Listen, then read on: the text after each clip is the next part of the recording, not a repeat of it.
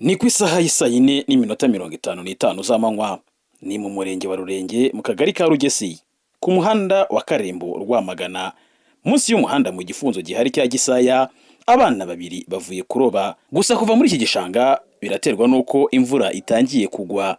Bamwe muri aba bana babonye umunyamakuru basubiye mu gifunzo. Mu buryo bugoranye ntushobora no kubafotora.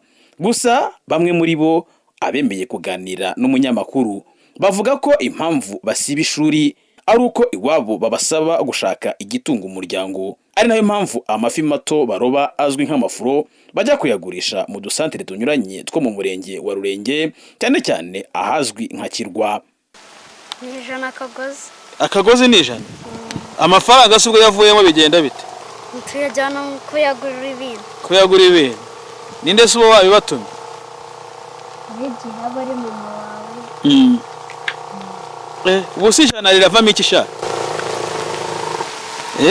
Abari kamwe ukagira twifi. Ku rundi ruhande bamwe mu bakuzi bavuga ko hari ababyeyi bihunza inshingano cyane cyane izo gutunga umuryango bakabyegeka ku bana, ibituma bata ishuri bakajya gushaka ikiza kubatunga bo n'ababyeyi babo. Gusa bakavuga ko ibi bidakwiriye. Birimo biratubabaza kuko nkubwiye hari naho ntuye mbona bamwe nk'ubu hari abagore bagiye batabana mu mazu basanga abana mo bariba nakubeshye nayo nturanye nabo pe. Nubu inkoko irenze igipangu iyo barayirya. Abana nk'abo ubusanga ababyeyi barataye bakajya kwishakira abandi bagomba kujya babona uko babaho. Basanga abantu muri imisi basigaye sinzi ukuntu bigize babajyanga abantu bose bararwaye. Oya nabyo birashoboka.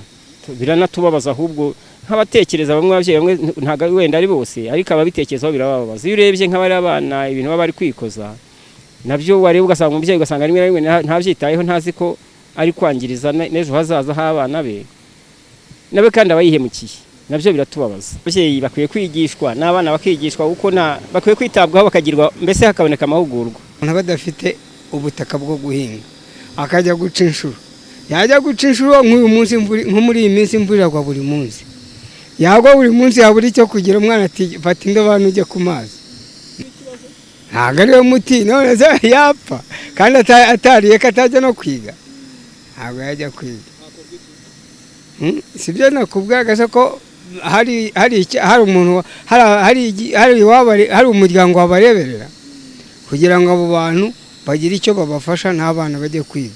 Mapambano Nyiridandi Siriac avuga ko uko byagenda kose ababyeyi bakwiriye kwita ku bana babo ndetse ko hagiye kureba icyakorwa kugira ngo ababyeyi bumve ko bafite inshingano zo kurera abana babo badahaye inshingano abana kugeza aho barinda guta ishuri. Icyo twavuga cya mbere ubwabyo baba bamaze kwica uburenganzira bw'umwana kandi birahanirwa. Turi muri iteka tuba turi muri kampeni ya back to school. Umwana wagerageje kuva mu ishuri tukamusubizayo.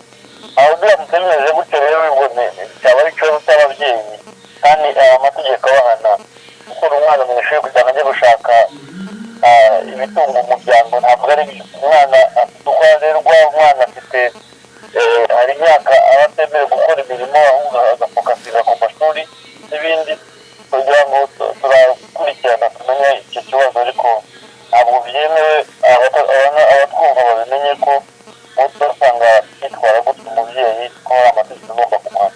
Muri iki gifunzo cya Gisaya hakunze kugaragara abana benshi batiga.